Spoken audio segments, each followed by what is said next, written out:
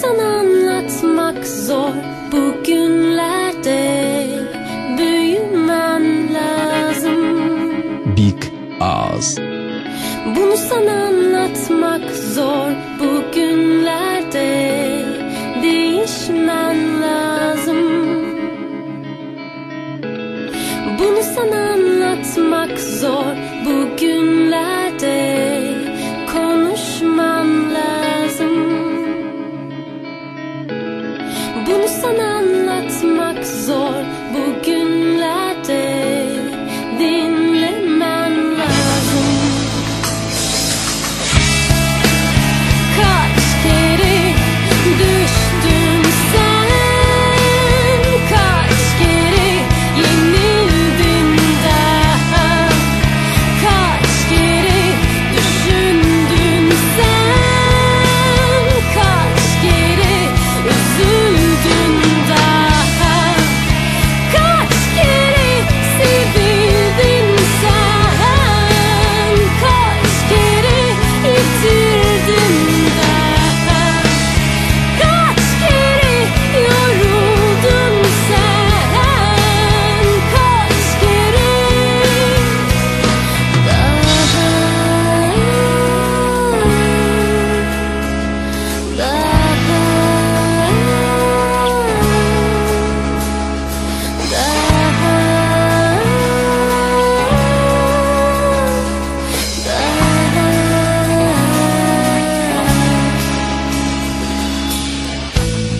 Bunu sana anlatmak zor bugünlerde.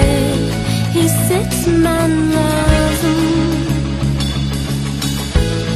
Bunu sana anlatmak zor bugünlerde.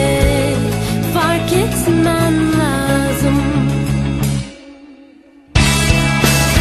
Kaç kere düştün sen, kaç kere yenildin daha, kaç kere düşündün sen, kaç kere üzüldün daha, kaç kere sevildin sen, kaç kere yitirdin daha, kaç kere yoruldun sen, kaç kere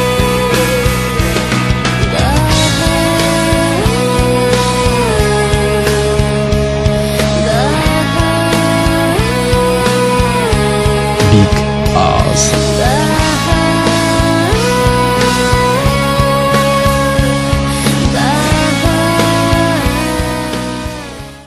Kalbin işine bak, yüzüne bakamaz, ağlar durur. Sen uyurken yalnız olamayan böyle mi yapar dersen anlarım.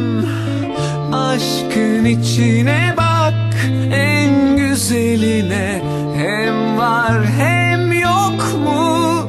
Bile bile adalet yok